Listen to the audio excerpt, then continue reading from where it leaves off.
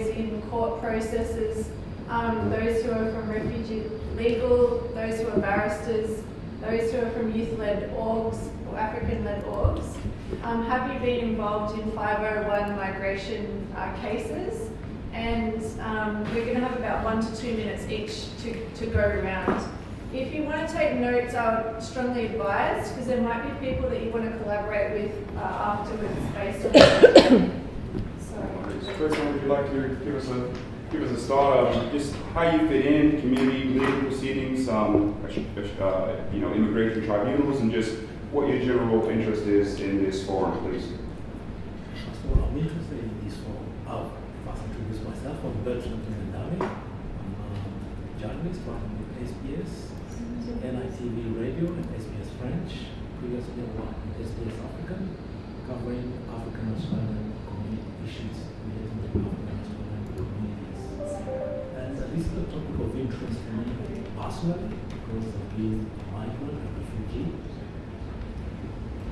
Yeah, it's a topic of very... Sorry everyone, we just really need to project our voice. Unfortunately, Bertrand, those at the end cannot hear. These microphones, we just need to hold them up really close to our mouths as if you're... No, it's already on. Yep. Right up there. So this is a topic of great interest for me. As on a personal level, I've been a migrant and refugee in multiple continents, multiple countries, in Africa, Europe, and now in Australia. So anything relating to migration issues is something of personal interest. And then it's my capacity as well. As a journalist, I'm covering these issues from different angles, and so many connected issues like deaths in custody.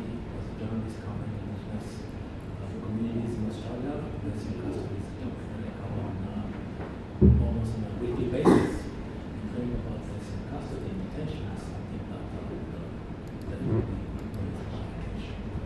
And AAAC has been very, very active on this issue, especially with the UN marking of experts on people of African descent. And they visited Australia last year. They covered a lot of issues that have been documented. When the report was released, which was covering that was a AAAC chair and founder, Naarm, and finding assistance fully functional and becoming collaborating that. So basically, that's how I'm interested in this. And I'm also planning to produce some podcasts about similar issues that African Australians, the opportunities and challenges that African Australians. Thank you. No worries. I might get everybody just to stand up. I think it'll be better to project to the back. So, Bertrand, if we just pass to Jerez, and if we can, just keep our intros to 1 or 2 minutes, that'd be great. Thank you. I'll be quick. Jerez Mr. I'm the General Manager at the Australian African Foundation for Detention and Opportunity, AFRO. The reason why I'm here, I think I'm actually on leave, so I think it's an important topic to have a discussion about because it's an area that we're more and more coming across with a lot of our young people in the criminal justice system, facing deportation, and being a migrant myself. So just important to hear everyone's thoughts on it and how we can collectively work together to address this issue. Thank you. Thank you very much. Thank you. My name is Sanya Bill. I'm the Australian care coordinator in AAAC. I'm here because I've been always working in the community, and Sarah also invited me to all this good stuff. So yeah, I'm just here to learn and network as well with those who are community interests as well. So that's why I'm here. Thank you. Thank you very much. Hello, my name is Abraham Paul. I'm a project manager at Healthcare, but also a research project manager for RMIT. Recently started my PhD this year in criminology. Why I'm particularly interested in this topic is to see how we can improve the outcomes for stateless immigrants that have served their sentences, but are still in a terrible situation. And primarily, what I'm really interested in is preventative measures and what we can do to avoid that happening. So a lot of these kids who are eligible to be Australian citizens, have they completed their paperwork, and we hope once they're in a position that they are in the Yeah, so I'm Rebel Abraham. I'm from African Youth Initiative, AYI. We're a youth-led not-for-profit based in the western suburbs of Melbourne. I'm not too knowledgeable on this issue, but AYI, we try to be a bridge for organizations to young people. So like any knowledge that we learn, like I learned here, I'll be sharing that with young people that I work with. We did participate in the citizenship in the West project with Victoria Legal Aid. This year we helped 10 young people with getting their citizenships, and we saw a lot of barriers with them, including losing passports or documentation as they move into study and things like that. So just here to learn. Thank you. Well, my name is Warden, Community Engagement and Justice. So just being here today is just basically to support Sarah, and also in terms of knowing we all here are refugee, and if there's something that is affecting other young people, it does affect us also, just to come and have a discussion and share knowledge, and like everybody said, just to try to support of some of the young people that are involved in the criminal justice system. So if there's no way the community can come together and try to brainstorm and try to get the outcome of this, I think it's something that everybody should be interested in. So that's why I'm here today. Hi everyone, my name is Gano Brahma. I'm from White House, Dandenong, Southeast. I'm currently working as a part of the Transformer program, which basically we work primarily with coal clients, so people of young people of African descent and Polynesian descent as well. This is a growing area of concern for us, so I've got a lot of passion and a whole lot of interest. I'm very, very keen to learn a little bit more about, especially the Section 501 part of the Migration Act. So yeah, here, keen to learn. Good afternoon, everyone. My name is Santino. I'm a chairperson of South Sudanese Australian Youth Justice Expert Working Group. It's a very long name that I have to pause sometime to take a bit of break. That is in the Department of Justice and Community Safety, Youth Justice. So we've been set up last year to really look into the overrepresentation of South Sudanese Australian in the justice system, and we'll come out with some recommendation for systemic changes in 2025. So we've been set up for 3 years. So I believe whatever that is being done, which is very relevant to what we are doing, we are really interested in to know more about it so that it can also inform the work that we are doing. Because we're also coming across so many relevant issues that are contributing factors. Because when you look at the issue that led to this overrepresentation of young South Sudanese in the system, it's not just one simple issue, it's very complex, and it just kind of connect the dots, if you like. So very complex. I will stop there. Thank you. Hi everyone, I'm Evelyn Tadros. I'm a barrister. I've represented quite a number of clients, both at the Administrative Appeals Tribunal as well as judicial review at the Federal Court. I started only doing these matters last year, and they're very hard, is my experience. We need a lot of, one, there's no funding for it, and often when I finally get the referral, I only have about 1 or 2 weeks to prepare, and we've got very strict timelines to prepare evidence. We often need to reach out to a lot of people to get support for the young people. Often the young people, my clients are typically between the ages of 19 and 25. And my clients typically face indefinite detention because it's very unlikely they'll be sent back to the country of, sometimes they're not even born there, but a lot of my clients have connections with South Sudan, and that's the country that they want to the government wants to deport them to. But unfortunately, these young people often face indefinite detention because it's very unlikely they'll be sent back there, and it's very difficult. The directions that are in place are very swayed against applicants. and with any criminal history. And so I'm really excited by this prospect of us getting together and talking about the issues, because when I first came into these matters, I found them extremely hard and found it extremely hard to try and find the right people who can provide the support within the very, very tight timeframes. So thanks, Sarah, for getting this all together. Hi everybody, my name is Galen Jeffers. I'm a solicitor at Refugee Legal. We do casework and advocacy for vulnerable migrants and humanitarian visa applicants. We're just down the road. We work extensively in the 501 and 116 cancellation sectors, so we know about the legal side of it. We have a large number of clients who are in the African communities affected by this, South Sudanese clients and all over. I'll mirror something that Evelyn said. It's an extremely hard area of law. Our clients usually don't have much resources, so having networks in place can make all the difference. It's been nice to meet some people already here who are very passionate and engaged. Would like to meet the rest of you, and say hi to Recognition Networks. Thanks. Thanks, Scott.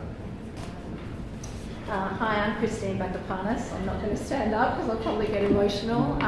It's a heartbreaking issue. I work as a counsellor advocate at Foundation House at the Dandenong office, working with young people from refugee backgrounds, some of whom have been through this process or are currently in detention. It's a human rights issue. I feel a lot of rage and grief around what's happening. And particularly, the limitations, like you were saying, Evelyn, around resources for young people to get legal support, even when it's there, how slow it is. I'm seeing a deterioration in mental health, a young man in particular who, at the end of his custodial sentence, was doing rather well, had engaged in all the right supports and counselling and had an assessment, did all the right things, has been detained for more than a year now. His mental health has deteriorated. His spiritual, psychological, physical well-being has deteriorated. So journeying alongside him and his helplessness is heartbreaking. I'm really excited also, and Sarah, congratulations for making this happen, in how we can work closely together, support each other in this, and the young people and their families. And I guess the advocacy part and the legal, I put a lot of hope in the legal system, and I think that is my helplessness and maybe a bit unfair to you all. But how can we work as practitioners, researchers, legal practitioners to advocate more strongly at government level as well? Something has to change. This is unacceptable. Thank you. Hi, my name is Maria Tucci. I'm one of the general managers at Foundation House of Community Capacity Building, but I've worked also as a counsellor advocate for many years at Foundation House, and like Christine, I've seen firsthand the irreparable harm and hurt that is inflicted on young people who end up in immigration detention. It's unjust, it's wrong, and there's the double whammy punishment of having served a sentence and then having your visa cancelled and imprisoned without any sense of when you're going to be released just inflicts psychological and moral harm on those young people, but not only on those young people, but on their families, loved ones in the community, and on the whole community. And it's the sense of the indefinite detention that those young people who are incarcerated in immigration detention face is it robs them of hope and of any sense of their future. So like Christine, I feel very passionate about this. I've seen firsthand the harm that it does and the pain of those inside and those families outside who don't know how to support and get those young people out. So yes, very excited that this is happening today. Hopefully with very many good minds and good hearts together we can see a way forward. I'm also really involved in the citizenship project in the West as a preventative strategy. I think that that's a really good thing to do because there's a before and after immigration detention for young people. We can look at the before that looks at some preventative strategies, and then there's also what to do when they actually do end up with visa cancellations and in immigration detention. So hopefully together we can come up with some positive strategies. Thanks. Hello, I'm Leanne Weaver. I'm a criminologist based at the University of Canberra. I'm trying to project my lecturer voice. So my motivation for being here and my interest and concern is more research based, and I'm so pleased to be able to be amongst a whole lot of people who are more hands-on and at the coalface, and it'll be wonderful to find out more from you. I thought of 4 reasons that connected me to this topic. The first is I did some research a few years ago in Dandenong about policing and belonging, and out of that I became aware of not only of serious problems with over-policing, which we all know about, but also the rising concerns in the community about Section 501 cancellation and the risk of removal or deportation. The second reason is I have a student who's now managed to log on. I can see Sam, called Sam Sakama, and he's really picked up that issue, and he's doing his PhD looking at African Australian communities in Melbourne and their concerns about this rising trend, and he's giving you a wave now. Hopefully he'll be here a bit later and can meet some of you. Third thing that's connected me to this, as well as being a criminologist with an interest in policing, very critical interest in policing, I would call myself a border criminologist, so I've done lots of work on border control. So Section 501 really is an example of what academic folks are calling crimmigration, which is, you might have heard that term, which is the merging of the criminal justice system with the migration system, and that is a trend that's observed all around the world. That term was employed first of all in the US. And as part of that for years I've been attending the visa cancellation working group, which I hope some of you know about. If you don't, great to connect with them. They're a bunch of mainly lawyers. Some of you probably go to that. And that's been a terrific source of information and inspiration. And the final thing is I'm now part of a group doing quite a major piece of research looking at this crimmigration system, this Section 501 system, quite an institutional piece of work. It doesn't involve this little coalface kind of perspective that a lot of you are bringing. We're looking at how the institutions in the criminal justice system and in DHA are interacting, exchanging information and working together to bring about Section 501 deportations. There's a lot more I can say about that, but already things that you've said I think will connect into the research, and I hope to have conversations with you. Thank you. Hello, my name is Ruth Nyararash. I'm an executive director and creative producer at Mr Congo, which is a contemporary community arts organization, also an associate research at Victoria University. A lot of the work that we do is really investigating systems, processes and practices that lead to self-determination. So looking at how assimilation was, I guess, the structures of how migrants have come into society, and looking at more alternative sustainable practices that are grounded into cultural practices that it's not about assimilating, but it's about adapting. So I'm just here in solidarity with a lot of family members and friends that are currently in detention spaces, and also those who have been deported. So I'm just here to hold space and to be in community with everybody today. Hi everyone, my name is Diaspora. I'm also one of the co-founders of Mr Congo, so I'm here in my capacity alongside Ruth, but I also work at the Victorian Promotion Foundation as one of the leads for the Social Connection and Mental Wellbeing team. In terms of my relationship to this work, last year I presented at the UN consultation here in Melbourne, and I also was one of the Australian delegates to the UN on the working group of experts on people African descent, 32nd session. And I guess reasons for myself are, looking at the impacts of mental health and well-being on people within the African community and young people, and looking at the primary prevention aspects that, I can kind of report back to my team at Vic Health, and then also including the practices that we do at Next in Colour, and then really looking at how we can integrate those things, particularly because we have a new 10-year strategy at Vic Health, and looking at the ways that we can embed that in our action plans. Hello, my name is Radhika, and I'm a grassroots practitioner across the Indigenous, refugee, asylum seeker and diverse communities.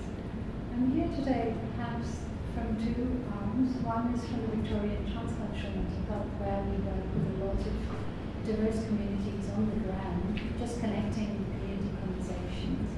And a lot of it is, as you can imagine, women.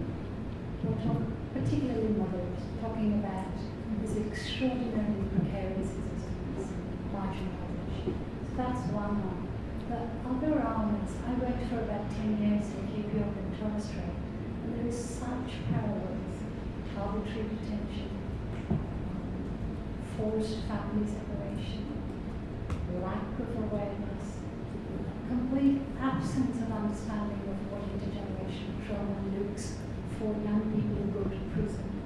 So in the Indigenous sector, we went through this, we still are going through, but I went through for 10 years exactly the same issues. Living support was zilch. So hard to come by in the remote communities.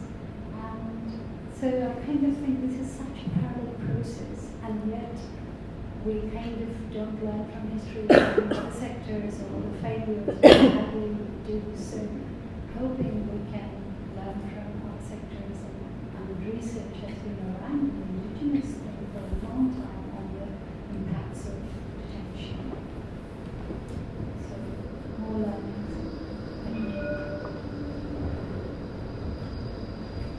Hi everyone, my name is Warren Ames. I'm from YSAS, the Youth Support and Advocacy Service. YSAS is a statewide specialist youth service for young people who are experiencing multiple and complex challenges, health and social challenges.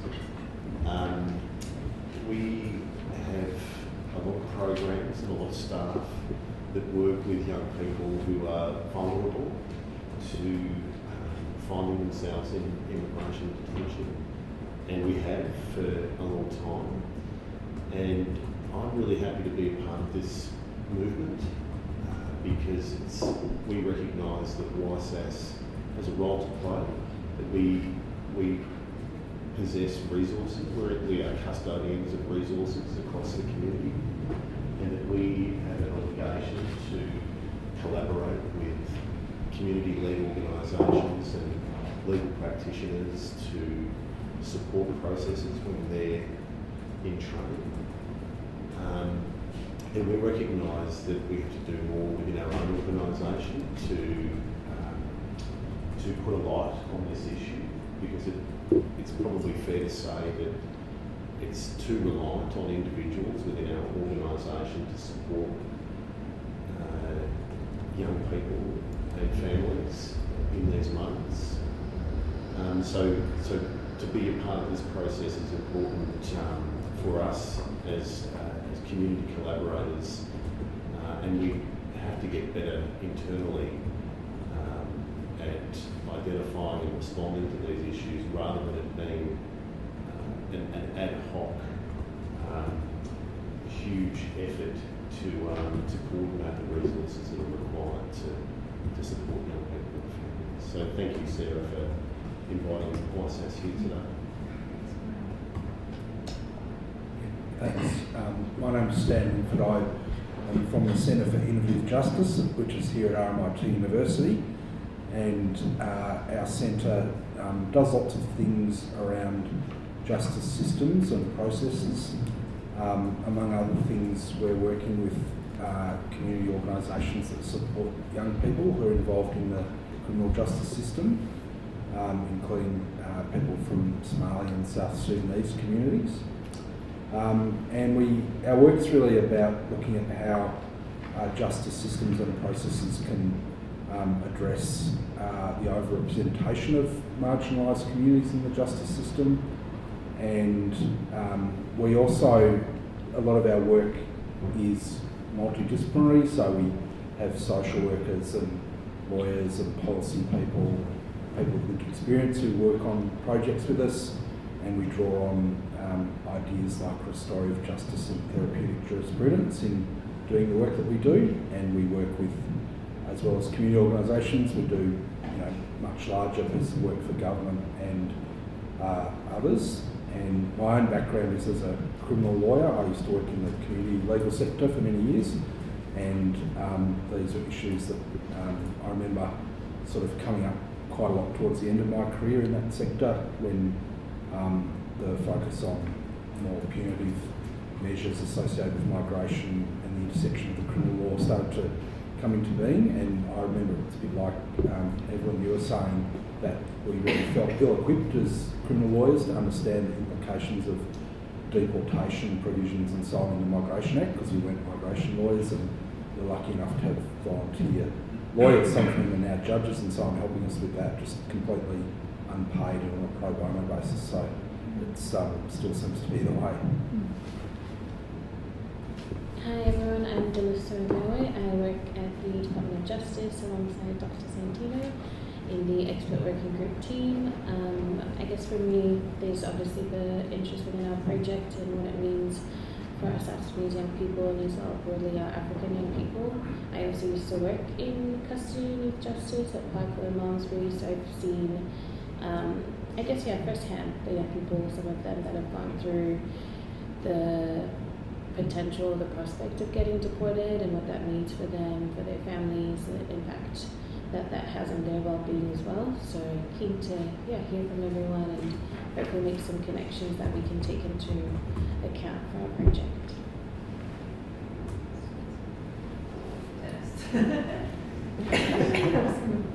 It's alright.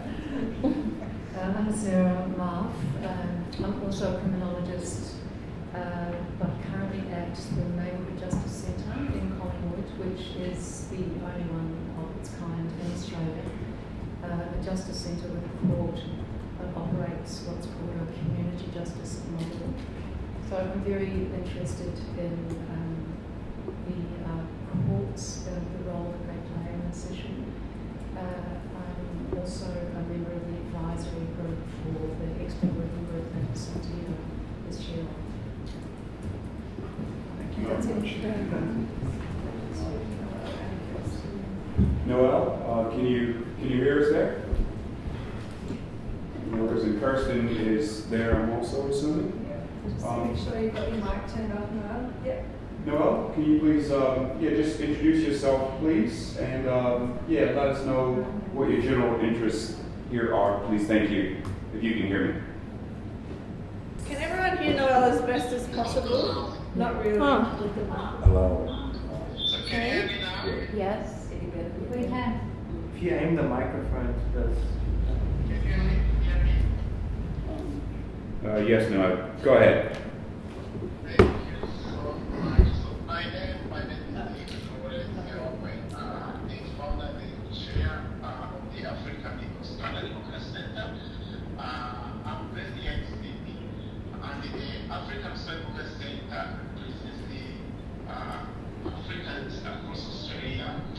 Key focus is to inform policy outcomes for community through advocacy, consultation, and research. We collaborate with universities, non-for-profit organizations, corporate entities, and stakeholders across all levels of government. My speech today is I want to start by acknowledging your participation, and thank you for inviting me today at this crucial roundtable discussion on the topic of African diaspora, youth, identities, migration, and detention. I would like to thank our distinguished guests, the organizers, and each one of you who has taken the time to be here. So your presence today is a testament to our shared commitment to addressing issues that profoundly affect the lives of African Australians, particularly our youth. Especially when it comes to Victoria, we are together with people, with the young people from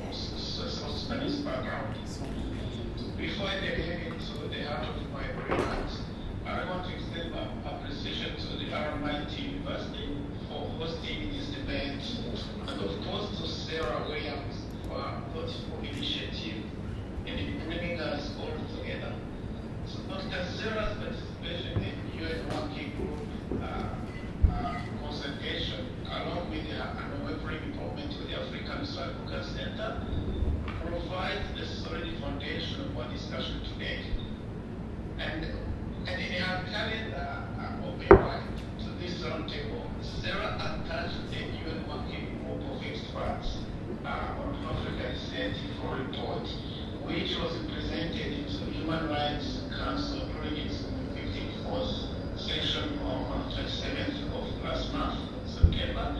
And myself, I had the privilege of attending the full report summary in Geneva at the Palais des Nations. The findings are both enlightening and concerning. When you read the report encompasses the results of the working group visited to Australia, which took place from December 2022 between 12 and 20th. Within its pages, the working group provides an overview of Australia's current legal, institutional, and policy framework, as well as measures taken to prevent racial discrimination, xenophobia, and related intolerance faced by people of African descent in Australia. The report eliminates positive developments, but also underscores the gaps in implementation. It describes the current situation, highlights good practices, and identifies significant challenges. Furthermore, the report presents concrete recommendations for a path forward. Issues pertaining to the UN Working Group report relating to this roundtable discussion that we're having today focus on law enforcement, racial profiling, and impunity. The report is very clear as it identifies 3 findings on page 7, which arguably lead to various issues affecting the African Australian community. The consequences of racial profiling and impunity can be devastating, not only to individuals but for the entire community. The other key point is immigration and settlement policy. 5 findings starting on page 8 shed light on the intricacies of Australia's immigration and settlement policies. Those policies significantly impact the experiences of African Australian youth and their families. And it is vital that we address those issues, ensure a more equitable and compassionate approach. Now, I'm so happy to see that in the role, there are many people from different walk of life that can work with us to respond to those recommendations. The other key focus is asylum, mandatory detention, and indefinite detention. The report highlights 7 findings on page 8 and 9 concerning asylum, mandatory detention, and indefinite detention. The consequences of those policies on the mental and emotional well-being of African Australian youth are profound, and those issues require immediate attention. As we gather here today, our mission extends beyond acknowledgement, and it encompasses meaningful action.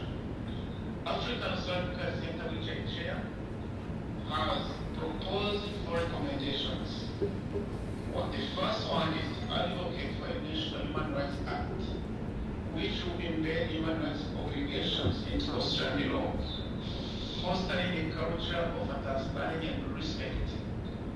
Second is the obligations service providers to adopt the human rights approach when dealing with immigration, ensuring the proper treatment and support for those seeking refugee status. Empower community organizations to raise awareness about human rights and encourage them to advocate for action and the protection of those rights. Fourth, engage in policy shaping by delivering solutions that reflect the voices of African Australian community. Fifth, empower community organizations because community organizations have raising awareness and educating individuals about their human rights. We must also encourage those organizations, either independently or in cooperation with other stakeholders such as universities, to advocate for action and the protection of human rights. In conclusion, through collective efforts and open dialogue, we can address the complex challenges faced by African Australian youth. Let us today's discussion be a catalyst for change and an opportunity to identify solutions and a testament to our unwavering commitment to justice and equality for members of our community. Thank you for your attention and dedication of those to those important matters. Thank you very much, Noah. Thank you. So I will send Noel's speech around. He's sent it to me so you can hear the very specifics of that. But just to recap, Noel's the chairperson of the African Australian Advocacy Centre. We're partnering with the AAAC in response to the UN Working Group of Experts of African Descent. In your email, you'll received the full report. It's a very long report, but I've highlighted in yellow the specific areas on immigration and detention. For those of you who are geeks like me and read policies and human rights acts and things like that. I will try to ring William just to see if he's around, but if not, those that are listening in, there you are, William. So let's see if your mic works, and if not, I'll call you on the phone, similar to I did with Noel.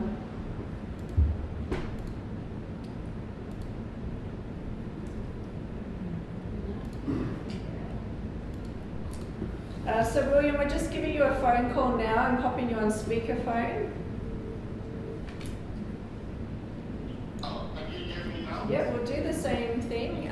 So William and I have collaborated on some immigration tribunals, and Dr. William Abor is from Melbourne University, lecturer in social work.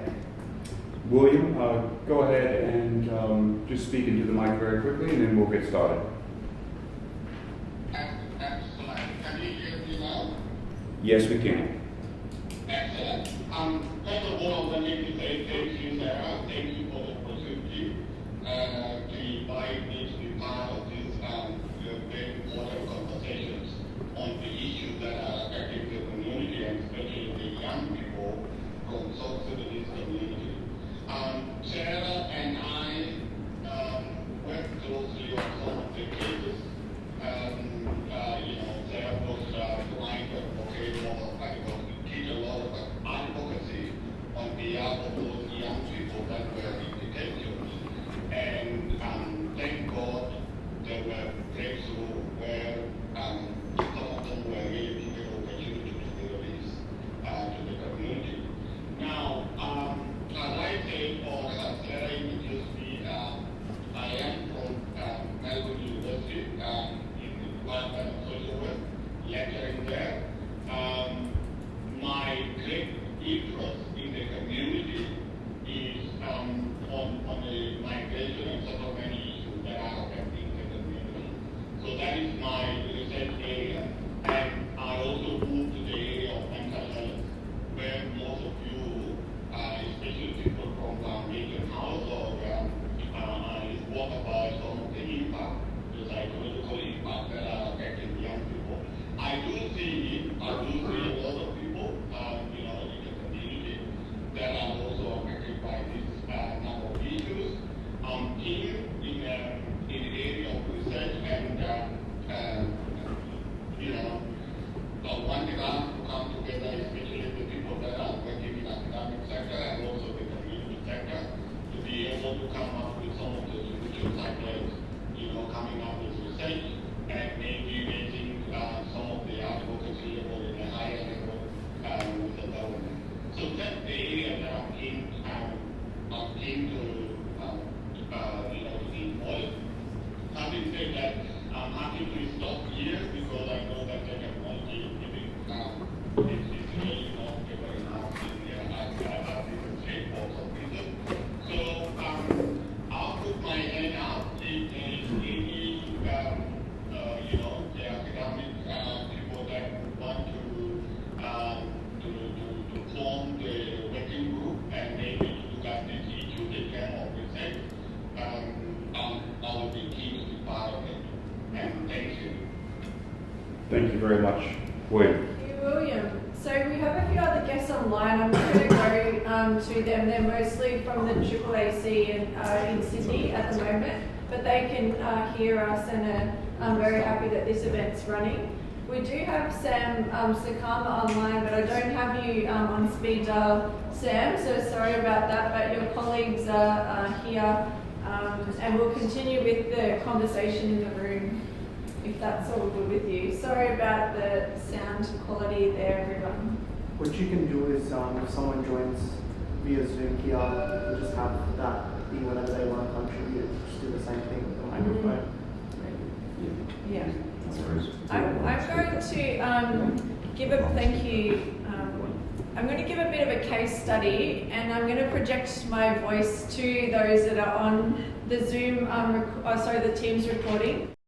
So the big picture, I wanted to start fun times. This is sort of like a lecture with a theoretical framework, which I kind of put under the category of necropolitics. Has anyone ever heard of that term before?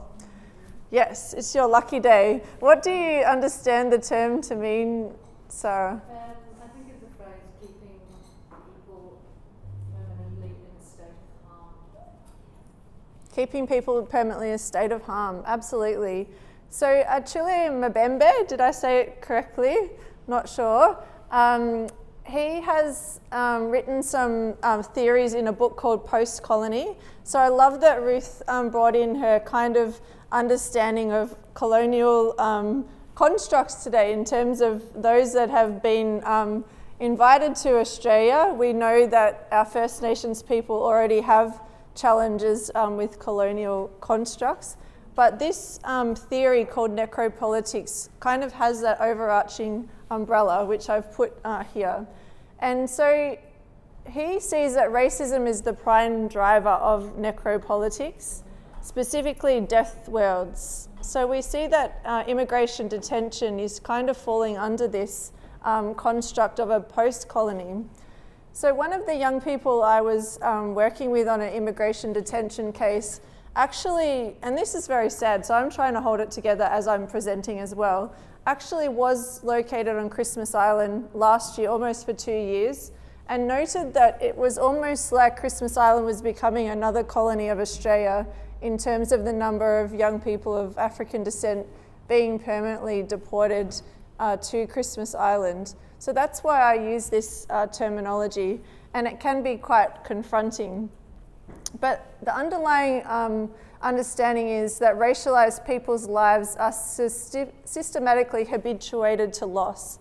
And I know that that's a tough concept. But when we look at today's map, we're going to map some of the media and moral panics which have contributed to this systemic kind of loss, this concept. But on a positive note, we're also looking at the idea of consciousness raising. Has anyone ever heard of Paulo Freire's book, Pedagogy of the Oppressed? It's awesome. Ruth, we've got to read this one. The idea is that through consciousness raising, through all of you being here in this room, maybe you didn't know each other, maybe you're from different disciplines, different sectors, that we can raise our consciousness on this issue, which has actually been fairly downplayed in Australian society. Not many people know specifically that there is a large number of people getting deported to this, what I'm calling the colony now. So if I'm talking too fast, please forgive me. I'm not going to go fully through this, but I just want to prepare a framework today of kind of the sector, the different pieces that you all fit into, and to specifically try to document some gaps in some of these specific areas that I've noted whilst working on the cases. So Evelyn here has been amazing help on one case, and our colleague Daniel Ajak can't make it today. He's got caught in Geelong, but we've just had a recent case. I also had a case with a young man while I was writing my PhD thesis during lockdowns. I got this phone call on Messenger. This young man actually, when he first arrived in Australia with his family, he was about 12 years old, and he ended up living with us in Doveton. We had a kind of house community where we had 6 houses, and people who were homeless or had different living situations came to live with us. So this family of 6 all came to live with us in one room in our Doveton house, and he was the translator for his mum upon early arrival in Australia. I got to know, hi Arcangelo, I got to know him as a young boy, and from time to time I used to see him around Dandenong as he grew older. But this phone call was actually from him, and all names are de-identified today. saying, Sarah, can you please help me? I'm actually in Perth Detention Centre and I'm about to be deported to Christmas Island. It seemed like an imminent situation at the time. So he'd already had one tribunal, which means that he was already on his way to getting deported. So I want to note that we see today as a human rights situation because unfortunately I was privy to all of the things that happened to him just before he was deported, detained in isolation, some of the racism that he experienced by the guards before and upon arrival in Christmas Island. So that's why we have the AAAC. We've sent some papers from the Australian Human Rights Commission. The Human Rights Law Centre also have a Supreme Court case coming up in, what is it now, October? So November, which is looking at specifically the number of years people have been in immigration detention and trying to, for all of us, try to find some of the gaps where we can focus on so that we can change or make social change. So some of us have views of social change from policy and advocacy. Some of us have views of social change from our grassroots orgs on the ground.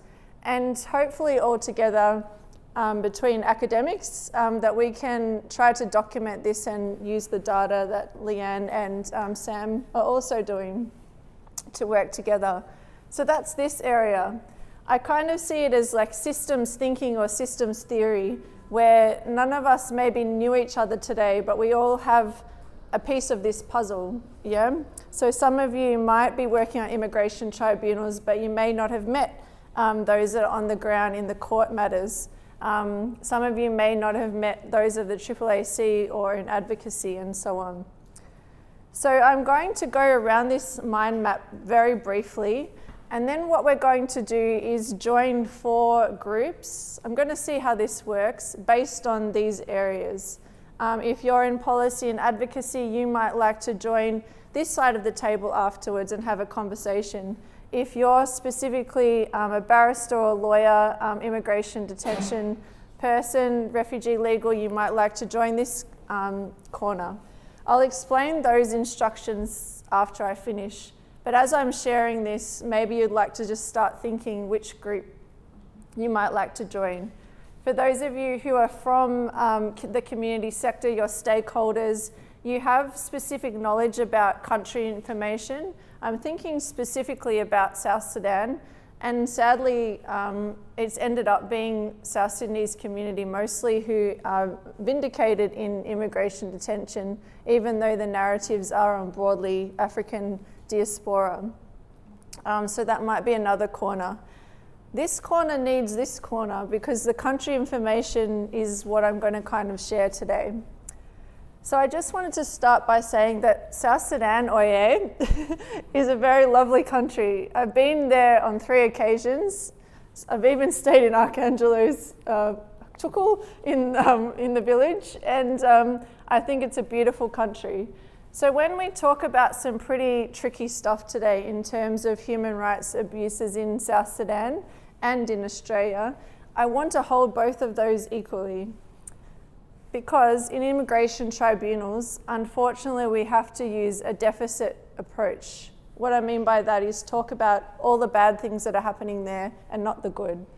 So please remember that today, but I don't have time to focus on the good. And I know some of you are my great friends, also from South Sudan. So just to acknowledge that. So the landscape. Today we are here because we're looking specifically at Section 501 of the Migration Act. So I'm going to come over this side. And there are 2 stages of the Migration Act that are important for those of you who are part of the court matters earlier on. But then once we get to Evelyn's stage and Galen's stage of working with refugee legal, specifically, stage 1 is the threshold test.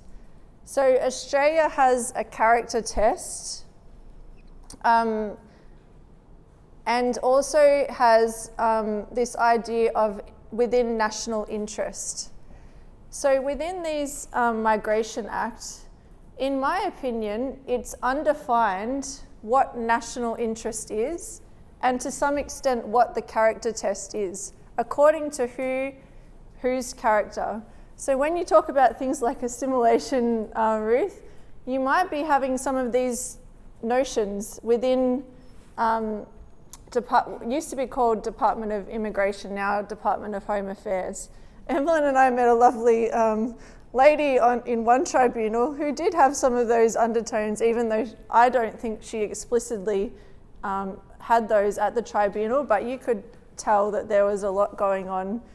But she is a delegation of the minister, so the Minister of Department of Home Affairs. And so she can determine in these cases Australia's character test and also national interest.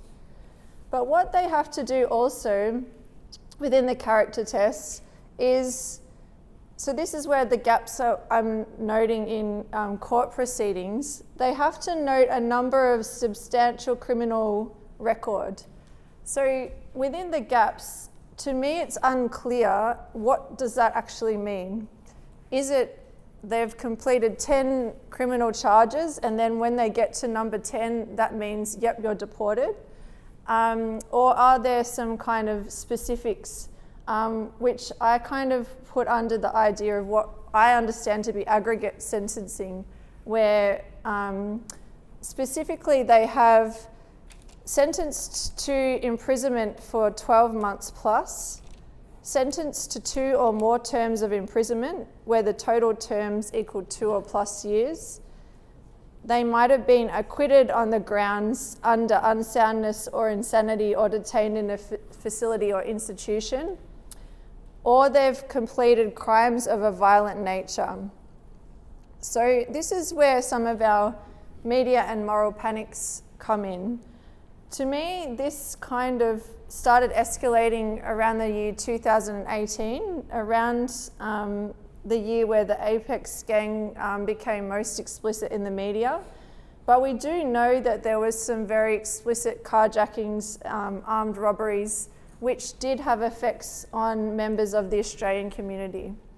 So we have to keep this in mind, that this is what the minister and the tribunal leaders have in mind when they're facing the evidence in the case. Sometimes specifically they're literally using clippings from specific media, riots, different things, and they're using this as evidence. Whether you actually think that media evidence from the Herald Sun can be used is another question. So I would say another gap in these proceedings. So we've talked about the character test, the substantial criminal record, but there are some specific offences in Australia which we see to be more crucial than others. So I don't want to spend too much time on this because once again they're very trigger kind of conversations. But if someone specifically, for example, has a criminal conviction with rape, harassment or molest, that one of those might go to the top of the table in terms of that 10 or so sentences that may be occurring. We know that a man in, I think it was Sydney Noel, shared a case where this man had maybe 9, but during COVID he just had a COVID offence. It might have been something quite small, and then he was brought back to detention and sadly completed death by suicide when he was went back to detention. So a gap today for me is to try to understand the aggregate sentencing and to see if there are court matters that are leading to some of these gaps, then leading to young people then getting their visa cancelled. Is everyone following along so far? So specifically what happens then? They're sent a notification, visa cancellation of non-citizens. So there are some gaps. Do they actually receive this notification? One young man I know was homeless at the time. He never went to the place where the notice was sent to. And next minute, all of a sudden, he's threatened with deportation. He never saw that notice to say, if you do one more thing, you're out. So that could be another gap. And that's where I think community awareness today is important in terms of notions of citizenship for young people. Having PR is not enough. Being a citizen protects you from this specific deportation law. It goes to the AAAT, an appeals process, yep. And that's usually onshore. But the person could then go to appeal. I think they have one course of appeal, and I don't know the specifics of this, so please interrupt me if I'm not on point here. And if they have gone through that process, their appeal process, they then may be then deported offshore, which is what happened to this young person. He was in Australia and then he went to Christmas Island. Within that appeals process, we actually went through 2 appeals and then had to go to the Supreme Court. Federal Court, yep. So what happened was that there was an application of law that wasn't practiced in the first appeal. For example, his mum, he was still a carer for the main family, and his mum wasn't invited to the tribunal to share what it felt like to have her son be deported. So that was crucial evidence under the secondary, where have I got secondary? Secondary proceedings, down here. So I'll get to that. So the tribunal had to allow access to an interpreter, lovely Christine here had to prepare mum and others to come and give that evidence. And because we were able to, in the meantime, collate other evidence from these other 2 sections, finally that third appeal, which took about 2 or 3 years, first it was $10,000 for the initial immigration barrister. The second time we had Victorian Legal Aid got involved and did some sort of pro bono work. And then the third appeal, the initial 10 grand immigration person then did a pro bono of the second time. So you can imagine that for most people who are in this, I kind of call it the Australia to Christmas Island pipeline, are caught up in this system where they don't have, apart from refugee legal at the earlier stages, have much support in specialist immigration law.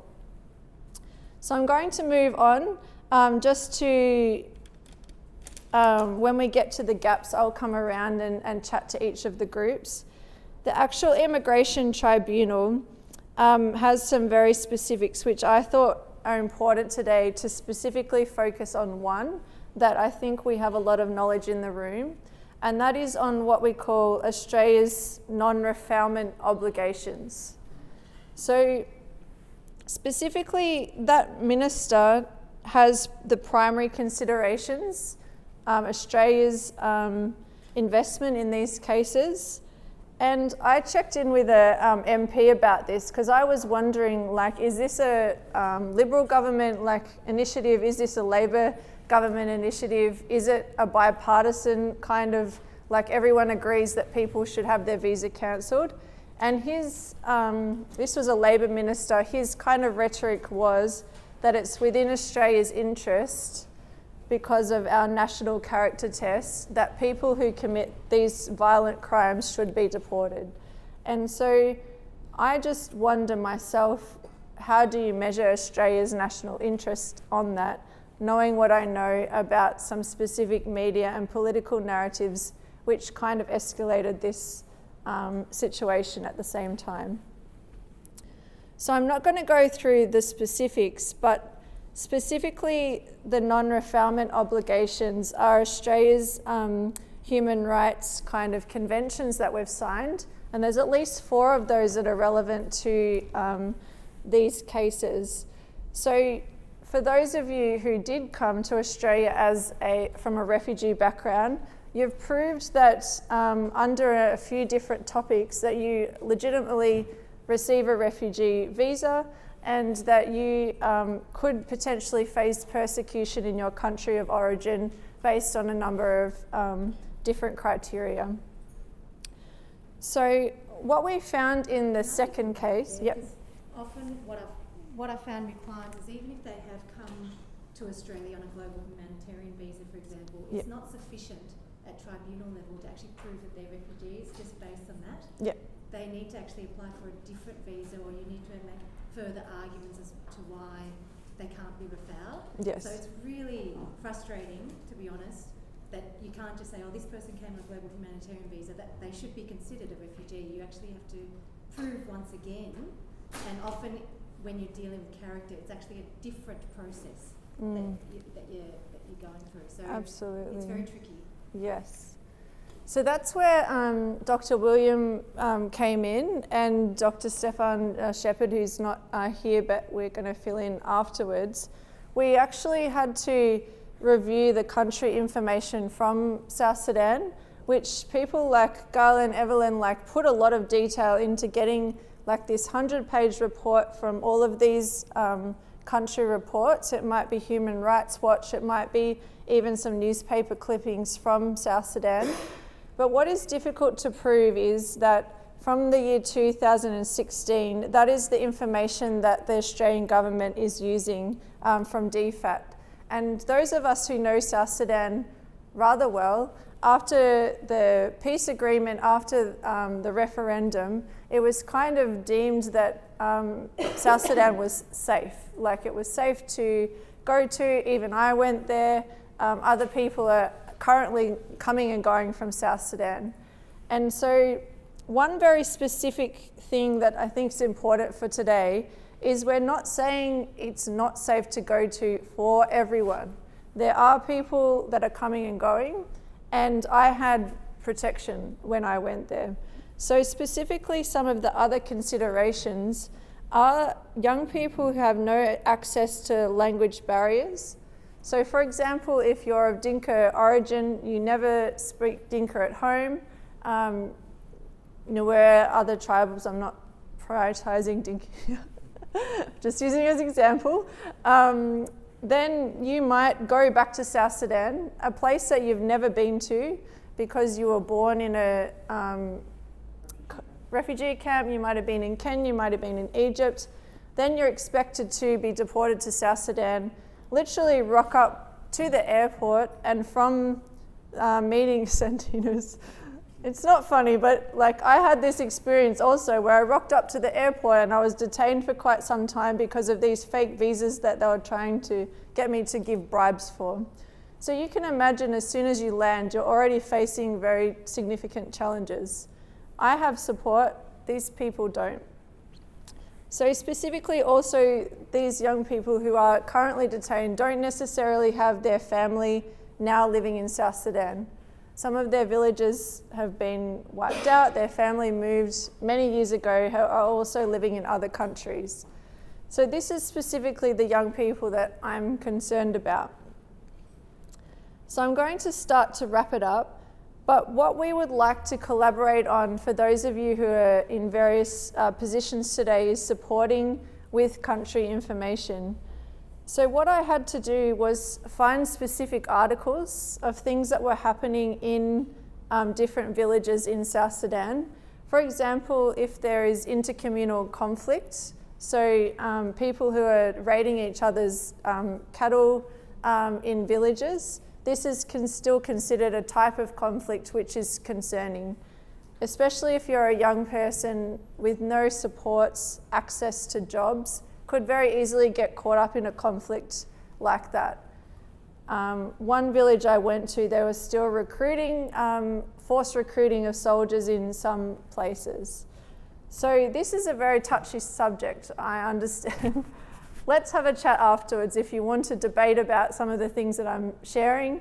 But in terms of documentation, in a lot of the international records, these things are being documented. So the grounds are whether a person has imputed political opinion. That could be if, say, their parents or ancestors were a part of the SPLA or part of previous military background. Membership of identity backgrounds, if they were LGBTQI+, or they had converted from Christianity to Islam. That could be a reason. Membership of social groups, men or women at risk of forcible recruitment by armed groups, men or women or persons perceived to be wealthy in South Sudan, and returnees from Australia might be perceived to be wealthy, even though they don't have a dime on them. Just the very nature of their presentation. If anyone is from a different country of origin or gone back to your country, people can tell that you're not quite like from where you are now. Has anyone had that experience? I'm not speaking for myself. Obviously, I'm from here, but many friends are like, they know that I'm not from my country.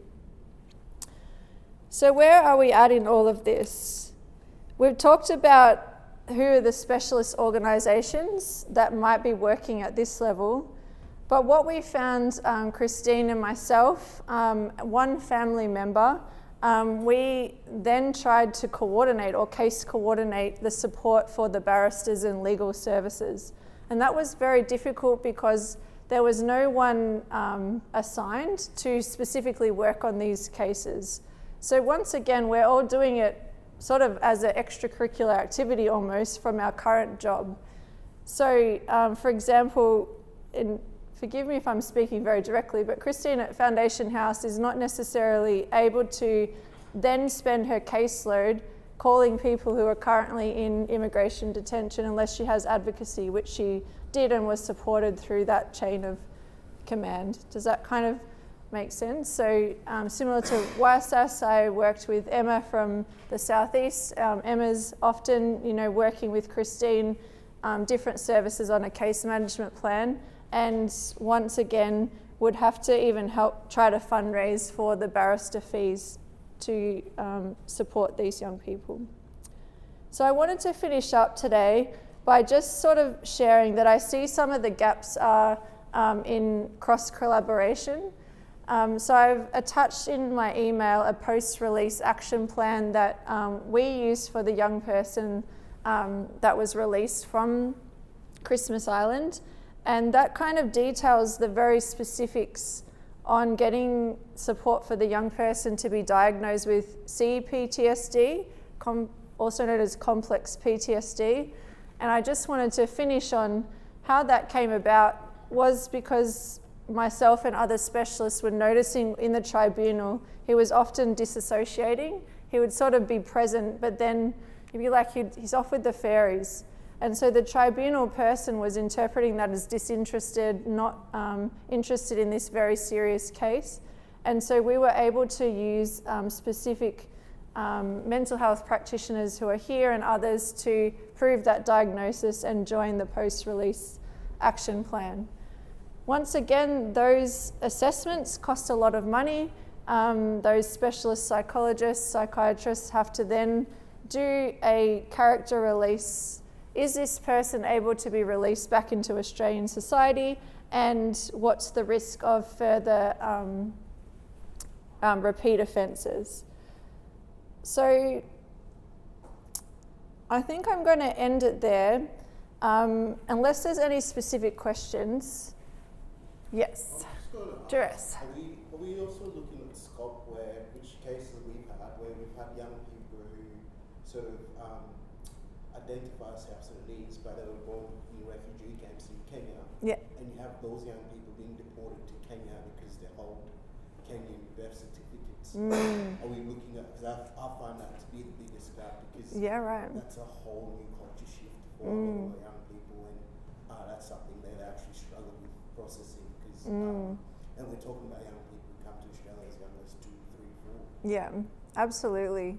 So I have one client who was born in Kenya, but because their mother was South Sudanese, they still able to get South Sudanese citizenship, even though they didn't have one. And so the Australian government considered that the deporting country would still be South Sudan. What's the time? Yeah, so it's like it's also another avenue that the government explore in the notion of not a full mile as well, because they sort of look at it and say, well, Kenya is a safe country, that's where you were going, that's where you're going to go. So maybe it might be sort of look into that as well. So there's definitely different human rights situations happening even in Kenya, and there could be proof to prove similarly using these criteria